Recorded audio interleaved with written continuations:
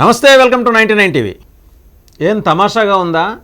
మేము దిగితే చిటికేసి చెప్తున్నాం, మీరు పరార్. మాకిప్పుడు ఆసిమ్ మాలిక్ అని ఒక ఆయన వచ్చాడు. ఎవరో తెలుసా? ఆయన ఇంటర్ సర్వీసెస్ ఇంటెలిజెన్స్ చీఫ్. ఈయనకి ఇంకో ఉద్యోగం కూడా కొత్తగా పాకిస్తాన్ ప్రభుత్వం ఇచ్చింది. ఆ ఉద్యోగం ఏంటంటే నేషనల్ సెక్యూరిటీ అడ్వైజర్, జాతీయ భద్రతా సలహాదారు. మనకు అజిత్ దోవల్ గారు ఉన్నారు కదా, వారికి మళ్ళీ అనమాట వీరు. ఈయనేమో డిఫెన్స్ మినిస్టర్. అవాకులు చవాకులు ఎలా పెలాలో ఈయన దగ్గరికి వెళ్ళి ప్రత్యేకమైన తరగతులు తీసుకుంటే బాగా చెప్తారు ఆయన. అది కూడా ఏంటంటే ఆ special classes only after 9 PM, రోజు రాత్రి 9 గంటల తర్వాతే వారు ఏంటంటే అదేదో తీసుకుంటారు. అది తీసుకున్న తర్వాత అన్ని నిజాలు వచ్చేస్తాయి. అలాగే మాట్లాడాడు మొన్న. 30 ఏళ్ళుగా ఈ చండాల పని మేము చేస్తున్నాం, ఈ దరిద్రాన్ని మేము మోస్తున్నాం. యూఎస్ అడిగినప్పుడు వాళ్ళకి సరఫరా చేసాం, యూకే అడిగితే ఇచ్చాం, వెస్ట్ వాళ్ళు అడిగితే. ఇంటికి ఇచ్చింది ఏంటి? ఇదేమి లడ్డు ప్రసాదం కాదు, వాళ్ళు ఇచ్చింది ఉగ్రవాదులను తయారు చేసి ఇస్తారనమాట. ఈ మహానుభావుడు చెప్పిన దాని ప్రకారం ఏంటంటే 5 ఉగ్ర సంస్థల మూలాలు అక్కడ ఆ దేశం పైనకి ఎంత కనిపిస్తుందో అంత లోతు పాతుకుపోయి ఉన్నాయి. జైషే మొహమ్మద్, లష్కరే తోయిబా, అలాగే హమాస్ ఎక్కడో ఇజ్రాయెల్లో ఉన్నా సరే ఆ మూలాలు కూడా ఇక్కడ ఉన్నాయి. ఐసిస్ సిద్ధాంతానికి పాకిస్తాన్ సిద్ధాంతానికి అసలు పడదు. వాళ్ళు కంప్లీట్ ఇస్లాం ఫాలో అవుతారు, ఇస్లాంకి భిన్నంగా వీళ్ళు ఉంటారు. ఐసిస్ ఏం చెప్తుంది? లిక్కర్ వద్దంటుంది. వాళ్ళ ధర్మం ప్రకారం లిక్కర్ వద్దంటుంది, మనం తాగుతాం. వడ్డీ వ్యాపారం చేయొద్దంటుంది, మనం బ్యాంకులు పెట్టి చేస్తాం, ఫైనాన్షియల్ ఇన్స్టిట్యూషన్స్ పెట్టి. వడ్డీలు పెట్టి పేద ప్రజల్ని పీడించే ప్రైవేట్ ఫైనాన్స్ సంస్థలు కూడా మనం ప్రోత్సహిస్తాం. మనం ఇంకా ఏం చేస్తాం? పాము గుడ్లు పెట్టి అవి పిల్లలుగా వచ్చిన తర్వాత పిల్లలుగా రాకముందు ఆ గుడ్డు ఎలా తినేస్తుందో మన పేద ప్రజల్ని తినేస్తాం. అలాగే తినేస్తాం. వాళ్ళకి మంచినీళ్ళు అందే ఏర్పాటు చేయం, పాలందే ఏర్పాటు చేయం, పసిపిల్లలు తినే 4 ముక్కల బ్రెడ్ కూడా ఇవ్వలేని దుస్థితికి వాళ్ళని తీసుకొస్తాం. ఇంతకన్నా ఘనమైన చరిత్ర ఇంకెవరికి ఉంటుంది అని చెప్పి ఆయన దగ్గరికి వెళ్తే, ఆయన పాకిస్తాన్ డిఫెన్స్ మినిస్టర్ ఖవాషీ వారి దగ్గరికి వెళ్తే వారు చాలా అద్భుతంగా చెప్తారు. ఆయన ఖవాజా ఆసిఫ్ ఆయన ఏమన్నాడు? సమయం గడిచే కొద్దీ యుద్ధం జరగటానికి అవకాశాలు పెరుగుతున్నాయి. యుద్ధం జరగటానికి అవకాశాలు పెరుగుతుంది మీరు రెచ్చగొట్టడం వల్ల. ఇక్కడెవరు మీరు ఎప్పుడు యుద్ధానికి రెచ్చగొడతారా, ఎప్పుడు వచ్చి మీతో యుద్ధం చేద్దామా అని కాలు దువ్వి మరి ఇక్కడ ఎవరు సిద్ధపట్టలా. మీరు చేసే దరిద్రపు చండాల పనుల వల్ల మాత్రమే చేస్తున్నారు. ఆ పరిస్థితి రాకుండా ఆపేందుకు, అంటే యుద్ధం జరగకుండా ఆపేందుకు చాలా దేశాలు ప్రయత్నిస్తున్నా భారత్ వింటలేట. చాలా దేశాలు మీ దేశంలో ఉన్న టెర్రరిజాన్ని ఆపమని మీకు చెప్పినా మీరు ఎలా వినలేదో, మీరు రెచ్చగొడితే భారత్ యుద్ధం చేయకుండా ఉంటుందని మీరు ఎలా అనుకుంటున్నారు? పైగా భారత్ యుద్ధానికి వెళ్తుంటే ప్రపంచ దేశాలు ఎలా ఆగుతాయి? మీ గుండె మీద అదేదో టై అది కట్టుకున్నారు కదా, తీసేసి మీ గుండెల మీద చేసుకొని చెప్పండి, అయ్యా డిఫెన్స్ మినిస్టర్ గారు, మీరు చెప్పాల్సింది ఏంటంటే మీ గుండెల మీద చేసుకొని మీరు చెప్పాల్సిన వ్యవహారం, ఎస్ మా దేశంలో ఉగ్రవాదం లేదు, మేము సత్యులం, మా దేశంలో ధర్మం 10 పాదాల మీద నడుస్తుంది. ఇంకా భారతదేశం వైపు చూసి ఇప్పుడు నవ్వి చెప్పండి, మీకు 4 పాదాలే మీ దేశంలో ధర్మం నడిచేది, మాకు 10 పాదాల మీద నడుస్తుంది. మాకు అందులో ఒక 2 పాదాలు ఈయన ఆసిమ్ మాలిక్వి, ఇంకో 2 పాదాలు మీవి, ఇంకో 2 పాదాలు ఆసిమ్ మునీర్, జనరల్ ఆసిమ్ మునీర్, ఇంకో 2 పాదాలు మీ లెఫ్టినెంట్ కర్నల్ బొఖారీ ఉన్నాడుగా ఆయనవి, ఇంకో 2 పాదాలు ఈ మధ్య పైల్స్ కంప్లైంట్ తోటి హాస్పిటల్ అడ్మిట్ అయ్యాడు కదా మీ ప్రధానమంత్రి, ఆయన పేరేంటి, ఆయనవి. ఓకేనా?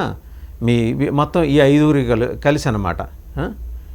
షహబాజ్ షరీఫ్వి మొత్తం ఈ 5 రెళ్ళు 10 పాదాలతోటి మీ పాదాల్లో ధర్మం మూర్తిభవించింది సార్. అందువల్ల మీ ధర్మమూర్తులు మీరు చెబుతుంటే ప్రపంచ దేశాలు మీ మాట వినకపోవటమా? ఎంత మాట. మాకు దానవేరుసూర కన్నా అని ఒక సినిమా ఉంది, అందులో ఎన్టీఆర్ గారి డైలాగ్ ఉంటుంది, ఏమంటివి ఎంత మాట అని. అలా మీరు అడగండి సార్, కడిగేయండి భారతదేశాన్ని. తమాషాగా ఉందా? ఇప్పుడు అన్నారు కదా, అదే టోన్ అండ్ టన్నర్ కంటిన్యూ చేయండి. ఏం తమాషాగా ఉందా? ప్రపంచ దేశాలన్నీ మాకు మద్దతు వస్తున్నాయి, ఇంక్లూడింగ్ ఐక్యరాజ్య సమితి. సిగ్గుండాలి మాట్లాడటానికి. ఇన్ని చెబుతున్నారు, ఇన్ని కబుర్లు చెబుతున్నారు, ఇంత ప్రపంచవ్యాప్తంగా దీన్ని ఏమంటారు, మీ శక్తుల్ని, మీకు అనుకూల శక్తుల్ని కూడగట్టే ప్రయత్నం చేస్తున్నారు. మీ వెనకాల నడుస్తూ వస్తున్న వాళ్ళు ఎవరండి? ఎంతమంది వస్తున్నారండి మీ వెనకాల? ఒక టర్కీ వచ్చినట్టే వచ్చి వెనక్కి వెళ్ళిపోయింది. చైనా వద్దామా రావద్దా అనే ఆలోచనలో మీ మనసులో ఆ సరిహద్దుల అవతల నుంచి పిట్టగోడ మించి ఇలా చేసి చైనా అధ్యక్షుడు జీపింగ్ చూస్తున్నాడు. వస్తే ఒక బాధ, రాకపోతే ఒక బాధ. మీకు ప్రపంచవ్యాప్తంగా అండగా నిలిచింది 2 దేశాలు, అది కూడా పాక్షికంగా అండగా నిలిచాయి. అంటే పూర్తిగా మనస్ఫూర్తిగా కాదు, వాళ్ళ అవసరాలు ఉన్నాయి కాబట్టి అండగా నిలిచాయి. చైనా అవసరాలు ఏంటి? మీ దేశంలో రోడ్ బెల్ట్ ఇనిషియేటివ్లో భాగంగా ప్రాజెక్టులు కడుతున్నారు, అండ్ ఆఫ్ఘనిస్తాన్ని కనెక్ట్ చేసే ఆఫ్ఘనిస్తాన్ అండ్ అలాగే బలూచిస్తాన్ని కనెక్ట్ చేసే రోడ్లు కడుతున్నారు, ఎయిర్పోర్ట్లు కడుతున్నారు. అండ్ మీ భంగిమలో ఇంకో విన్యాసం ఏంటో చెప్పమంటారా? మీరు అచ్చంగా పాకిస్తాన్లో మీ దేశంలో ఉండే ఆ గాడిదల్ని చైనాకి ఎక్స్పోర్ట్ చేయడానికి, మీ దేశంలో ఉండే గాడిదల్ని చైనాకి ఎక్స్పోర్ట్ చేయడానికి మీరు డిసైడ్ అయ్యారనమాట. సో అందువల్ల ఏంటంటే దానికోసం ఎయిర్పోర్ట్ చైనా కట్టించింది. మీ దగ్గర కరెక్ట్గా పైసలు లేవు, మీరు ఎయిర్పోర్ట్లో ఏం కట్టుకుంటారు? రోడ్లే కట్టుకోలేరు, మీరు ఎయిర్పోర్ట్ ఏం కడతారు? ఆ పాపం ఆ సాయం కూడా చైనా చేసింది. వాళ్ళకి భయం ఎక్కడొచ్చి భారతదేశం ఆ ఎయిర్పోర్ట్ మీద, భారతదేశం దగ్గర కూడా న్యూక్లియర్ హెడ్స్ ఉన్నాయి కదా. మీ ఇంకో ఆయన ఎవరు, మీ రైల్వే మినిస్టర్ చెప్తుంటాడు, అబ్బాసి, ఆయన చెప్పాడు కదా, రెండు కళ్ళు ఎర్రగా చేసి ఉగ్రరూపం దాల్చి తాండవం ఆడి, మేము దాని ముందు ఇంకో పదం ఉంటుంది, అది మా దేశస్తులైతే వాడతాం, అది శివతాండవం అని. మీకు ఆ ఫిలాసఫీ, ఆ ఆధ్యాత్మిక వ్యవహారాల మీద నమ్మకం లేదు కాబట్టి చెప్తున్నాను. తాండవం ఆడి డ్యాన్స్ కట్టేసి ఇంకేముంది, మీరు మా ఎయిర్పోర్ట్ మీద కనుక మీరు ఎయిమ్ చేస్తే, మీరు న్యూక్లియర్ హెడ్ కనుక ఎయిమ్ చేసి గురిపెట్టి కొడితే మేము ఊరుకుంటామా? ఇంతకింత ప్రతీకారం తీర్చుకుంటాను. ప్రతీకారం తీర్చుకోవడానికి ముందర మీ దేశం ఉండాలి. మీ దేశం ఎన్ని ముక్కలు అవుతుందో మీకు తెలియదు. బెలూచిస్తాన్లో బెలూచిస్తాన్ లిబరేషన్ ఆర్మీ, ఇంకా ఖైబర్ పత్వా, దాంట్లో ఒక రకమైన ఉగ్రవాదం అని మీరు అంటున్నారు, వాళ్ళేమో లిబరేషన్ అంటారు. సింధు మీ మాట ఎందో, పంజాబ్ వాళ్ళు జనరల్గా ఏంటంటే కొంచెం అప్పర్ లెవెల్లో ఉంటారు కాబట్టి వాళ్ళకి మీకు పడదు.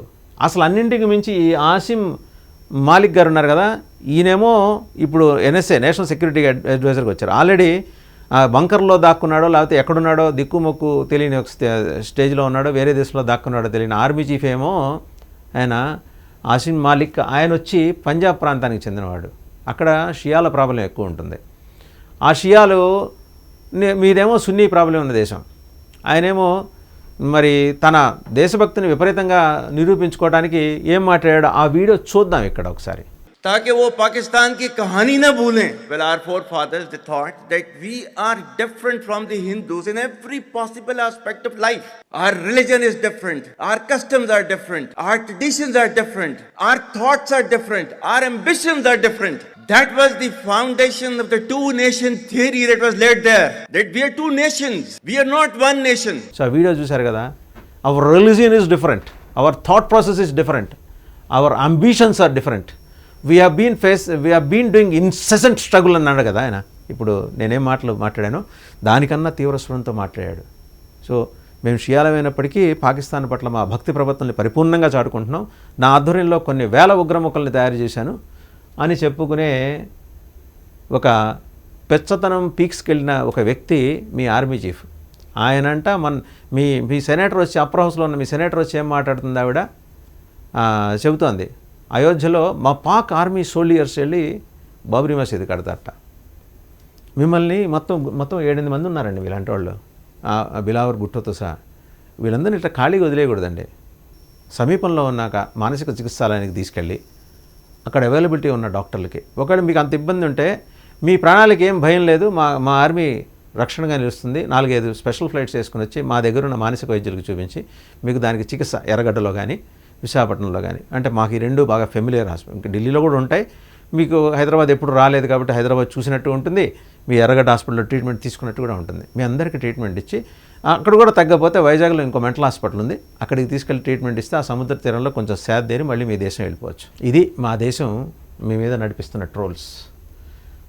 మమ్మల్ని అంటారా మీరు తమాషాగా ఉందా, మేము దిగితే భారత్ పరారా? అట్లీస్ట్ పరారవుతామని అంటున్నారు, సంతోషం. మీరు ఉండాలి కదా, మీరు అంటూ ఉంటే మీరు పరారవటమా దాక్కోవటమా, మీరు ఉండరు, ఆ విషయం గుర్తుపెట్టుకోండి.